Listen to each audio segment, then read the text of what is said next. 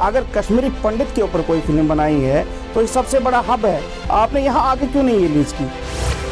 मैं और किसी प्रोड्यूसर डायरेक्टर से अपील करता हूँ कि दोनों साइड के इस माहौल को जो उन पर भी गुजरी है, मेजॉरिटी कम्युनिटी पर भी, तो उनके और हमारे जख्मों को पूरा उजागर करे। अगर सरकार सिंसियर होती तो इस पिक्चर को जो है सबसे पहले बैन करना चाहता। जो हमारा हमसाया है हम नहीं उसके बारे में कहेंगे, लेकिन वो भी डर गए, उनको भी उन्होंने डराया कि कश्मीर में कश्मीरी मुसलमान जो हिंदुस्तानी हैं उनको भी मारा गया, वो नहीं दिखाया गया। जय हिंद दोस्तों, द कश्मीर फाइल के नाम से बनी एक फिल्म आजकल खूब चर्चा में हो रही है।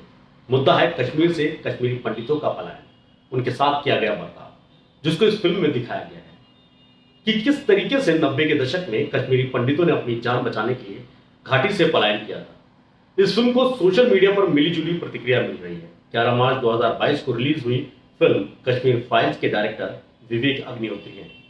ये फिल्म कश्मीरी पंडितों पर फिल्माई गई है, जिसमें अनुपम खेर, मिथुन चक्रवर्ती, दर्शन कुमार, पल्लवी जोशी जैसे बड़े कलाकार स्क्रीन साझा करते नजर आए। क्या है फिल्म की कहानी, आइए एक नजर इस पर डालते हैं।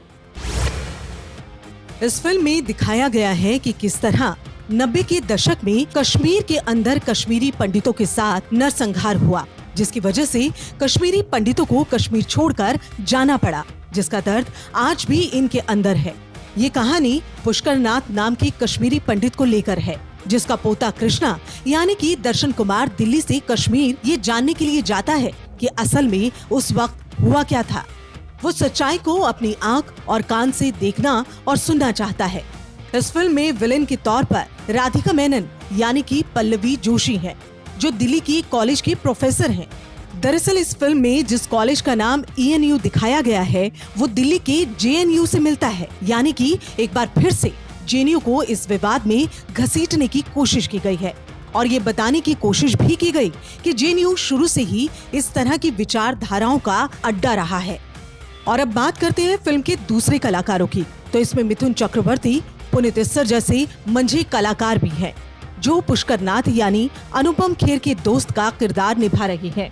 इस फिल्म में उनके ऊपर जिम्मेदारी है कि वो पुष्कर नाथ यानी कि अनुपम खेर के पोते कृष्णा को ये बताएं कि कैसे कृष्णा के माता पिता की मौत हुई थी। अब ये तो बात हो गई फिल्म की कहानी की, अब आते हैं फिल्म को लेकर प्रतिक्रियाओं की। इस फिल्म को लेकर मिलीजुली प्रतिक्रिया आ रही है। एक धड़ा कहता है कि फिल्मों में जो दिखाया गया है वो उस समय के कश्मीरी पंडितों के दर्द की दास्तान है। वहीं दूसरी तरफ एक धड़ा कहता है कि इस कहानी को सिर्फ एक तरफा दिखाया गया है, जबकि ऐसा बिल्कुल नहीं है।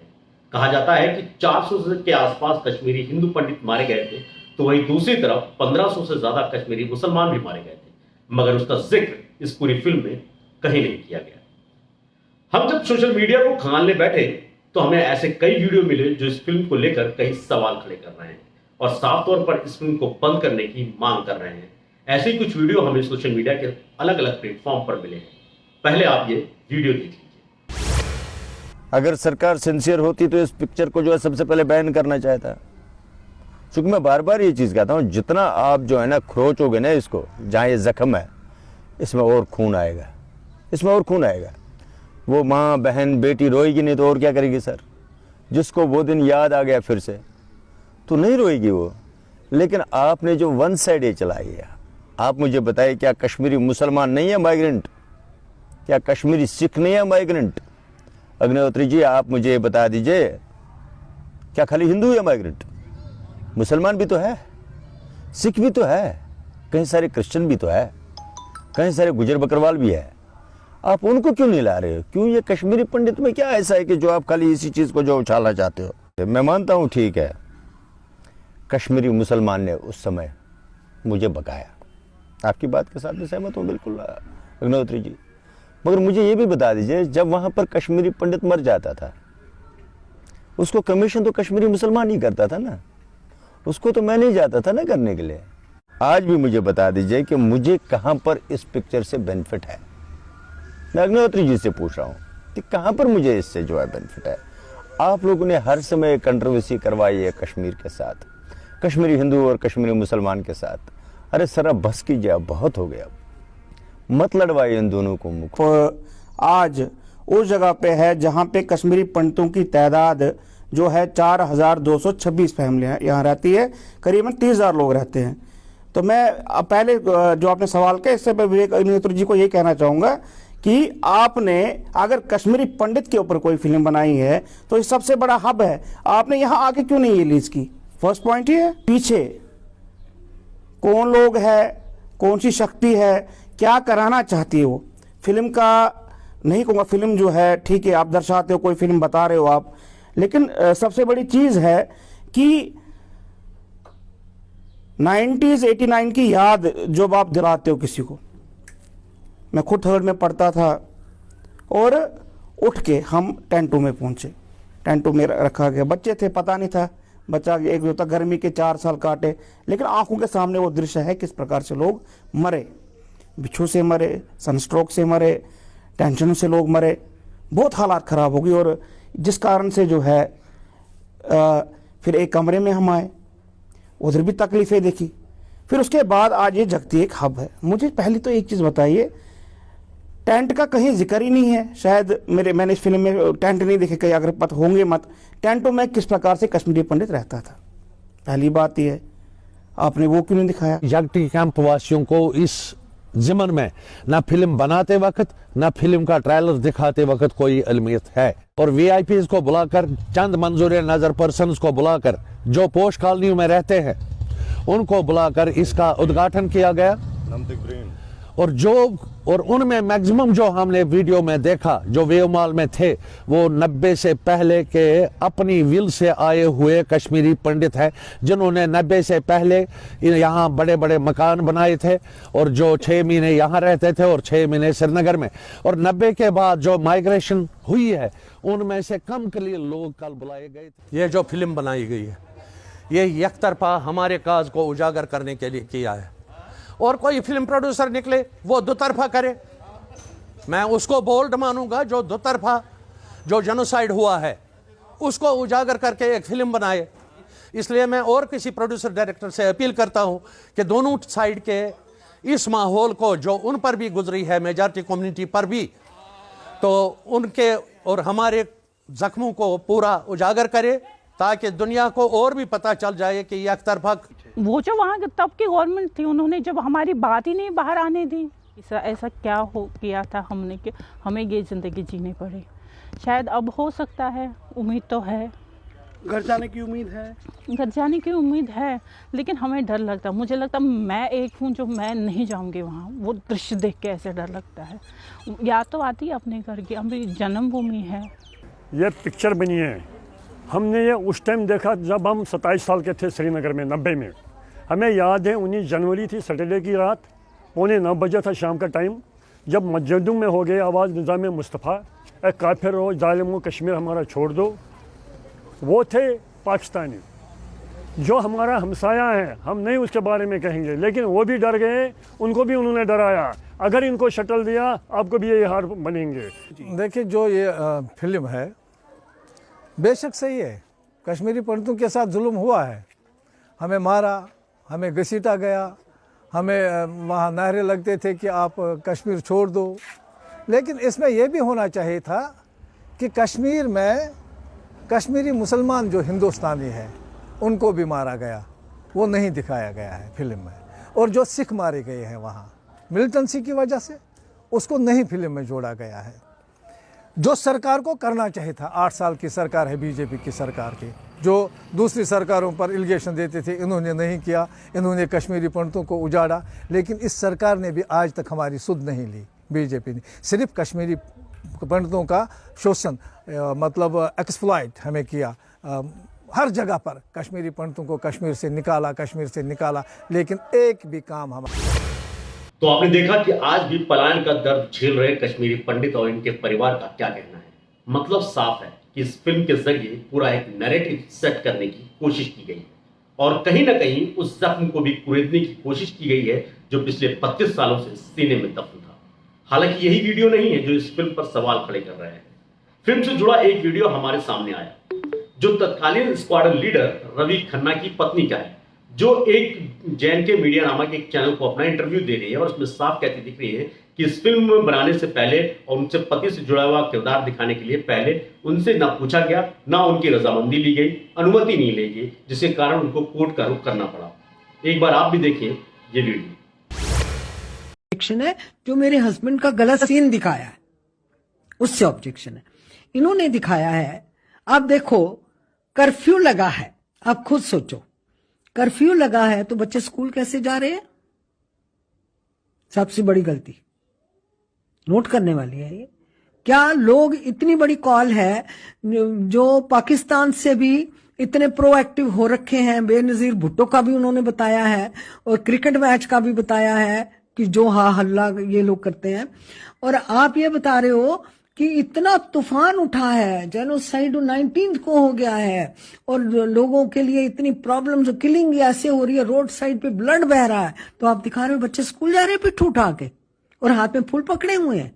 मिथुन चक्रवर्ती जी ने इसमें रोल किया है किसी गवर्नमेंट ऑफिसर का, तो उन्होंने, अब रवि का सीन ठोका गया है, बीच में सीन बनाया गया है कि चलो जी रवि, स्क्वाड्रन लीडर खन्ना की बीवी की जंग की वजह से उनको दुनिया जानती है आज, वरना बड़े सोल्जर्स शहीद होते हैं हमारे, 1 to 1 किसी का नाम नहीं जानता कोई कि फलाना। लेकिन इन्होंने क्या दिखाया है कि 3-4 ऑफिसर खड़े हैं, मिथुन चक्रवर्ती जी मॉर्निंग वॉक पे जा रहे हैं और वो कहते हैं हाय रवि, रवि भी उनको देख के हाई करता है और बच्चे आते हैं, वो उसको रोज प्रेजेंट कर रहे हैं रोड साइड पे और वो बच्चों को टॉफियां बांट रहा है। इतने में मिलिटेंट्स आते हैं, वो उनको गोलियां मार के तो चले जाते हैं। ये दिखाया है जो ऑब्जेक्शनेबल है, क्योंकि इनको यही दिखाना चाहिए था जो हुआ है। क्योंकि इनको, क्या ये इन्होंने मेरे से परमिशन ली थी कि हम मूवी बना रहे हैं उसमें स्क्वाड्रन लीडर खन्ना का ये सीन डालना चाहते हैं? मैडम आप सच्चाई हमको बताएंगे कि क्या बात आपने अग्निहोत्री जी से की थी कि आपकी बिना परमिशन के ये किस तरह से उन्होंने सीन क्रिएट किया? मुझे नहीं पता। आपने पूछा उनसे? मैंने कहा है वहां पे, और क्या इंडियन एयरफोर्स से पूछा है? मुझे तो छोड़ दो। डिफेंस मिनिस्ट्री से पूछा है कि डिफेंस वालों के सीन इस तरीके से देने से एक स्क्वाड्रन लीडर खन्ना का ही अपमान नहीं मैं समझती, मैं पूरी डिफेंस फोर्स का ये अपमान समझती हूं। They are trained. इस फिल्म को लेकर सोशल मीडिया पर भी अलग अलग प्रतिक्रियाएं देखने को मिल रही हैं। फेसबुक पर रिजवान खलीफा हिंदुस्तानी नामक एक यूजर ने एक आरटीआई की कॉपी पोस्ट करते हुए लिखा कि 79 कश्मीरी पंडित उस समय मारे गए थे, मगर 1635 दूसरे धर्म के मानने वाले यानी कि मुस्लिम भी मारे गए थे। इसको इस फिल्म में बिल्कुल नहीं दिखाया गया। हालांकि हम इस आरटीआई की सत्यता की पुष्टि नहीं करते हैं। वहीं दूसरी तरफ ट्विटर पर भी इस फिल्म को लेकर संग्राम जारी है। कुछ लोग इस फिल्म को देखने की अपील भी कर रहे हैं, तो कुछ इस फिल्म को समाज के लिए खतरा बता रहे हैं। तो अभी तक आपने देखा इस फिल्म की कहानी के किरदारों और इस पर आ रही प्रतिक्रियाओं को। अब हम बात करते हैं तत्कालीन सियासी समीकरण। जानकारों की माने तो ये पूरी कहानी शुरू होती है साल 1988 से। हालांकि कश्मीर में दंगों के हालात साल 1986 से ही चल रहे थे। तब के तत्कालीन प्रधानमंत्री राजीव गांधी थे और गवर्नर जगमोहन मल्होत्रा थे, जो आरएसएस के करीबी और बीजेपी नेता थे, जिन्होंने राजीव गांधी को पत्र लिखकर पूरी घटना से अवगत भी कराया था, मगर कोई ठोस कदम नहीं उठाया गया। साल 1990 में सत्ता परिवर्तन हुआ और सरकार आ गई बीजेपी समर्थन से जनता दल की, जिसमें तत्कालीन प्रधानमंत्री वीपी सिंह बने। जिसके ठीक एक महीने बाद यानी कि 19 जनवरी 1990 को ये पूरी घटना हुई, जिस मुद्दे को लेकर बीजेपी आज तक इसे भुनाती चली आ रही है। उस समय केंद्र में बीजेपी समर्थक सरकार थी और कश्मीर में राज्यपाल शासन लागू था और जगमोहन मल्होत्रा को साल 1990 में खास तौर पर कुछ महीनों के लिए कश्मीर का राज्यपाल बनाया गया था। फिर 1990 के बाद उन्होंने अपने सियासी सफर का आगाज किया। वो बीजेपी से राज्यसभा, लोकसभा सांसद और कई बार मंत्री भी रहे। अब ऐसे में कई सवाल खड़े होते हैं। कश्मीर से लेकर दिल्ली तक शासन बीजेपी समर्थित था, बावजूद इसके कश्मीरी पंडित पलायन करने को मजबूर कैसे हो गए? क्यों भारत सरकार, हमारी सेना, कश्मीर प्रशासन कश्मीरी पंडितों के पलायन को रोकने की कोशिश क्यों नहीं की गई, जबकि उस वक्त कश्मीर पूरी तरह केंद्र सरकार के कंट्रोल में था? क्या साजिशन या अफवाह फैलाई गई, जिसके बाद कश्मीरी पंडितों ने पलायन शुरू किया और उस पलायन के नाम पर बीजेपी को एक और बड़ा मुद्दा मिला, जिसको बीजेपी आज पिछले 32 सालों से भुना रही है। ठीक वैसे ही जैसे बाबरी के नाम पर 30 सालों तक भुनाती रही। तो आपने देखा, जब से देश आजाद हुआ है तब से लेकर आज तक राजनीति की बिसात पर आम लोगों की जिंदगियां ही बिछाई गई। सत्ता में किसी भी पार्टी की सरकार हो, मगर इंसाफ के लिए दर दर भटकते मासूमों की किसी ने नहीं सुनी। कहते हैं सिनेमा समाज का आईना होता है, मगर जब उस आईने में किसी और की तस्वीर परोसकर दिखाई जाए तो उसको आईना नहीं कहते। इस फिल्म को देखने के बाद कहीं न कहीं आपसी भाईचारे के बीच बढ़ रही खाई को और गहरा किया जा रहा है, या फिर ये माना जाए कि अब बीजेपी के पास राम मंदिर के बाद कोई मुद्दा नहीं बचा, जिसके चलते एक बार फिर 32 साल से सीने में दफन उस नासूर को कुरेदने की कोशिश की गई, ताकि आने वाले दिनों में इस पर भी राजनीतिक रोटियां सेकी जा सकें। दूसरी तरफ अगर हम विवेक अग्निहोत्री कश्मीर का सच ही दिखाना चाहते थे तो पूरा सच क्यों नहीं दिखाया गया? सवाल कई हैं, मगर शायद जवाब होकर भी नहीं। ये कोई पहली बार नहीं है जब इस तरह की कोई फिल्म बनी हो। अगर देश के सामने सच्चाई लाना ही मकसद है तो गुजरात दंगों पर बनी फिल्म परजानियों को भी देश के सामने लाना चाहिए था।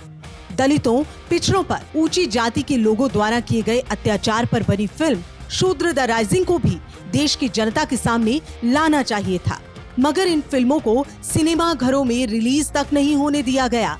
तो आखिर ये दोहरा मापदंड क्यों? क्या सिर्फ एक खास समुदाय विशेष के खिलाफ दिलों में नफरत भरने की कोशिश नहीं है? जब राजनीति धर्म के नाम पर की जाने लगे तो उस देश में विकास या आम जनता के मुद्दे उठाना बेईमानी लगती है।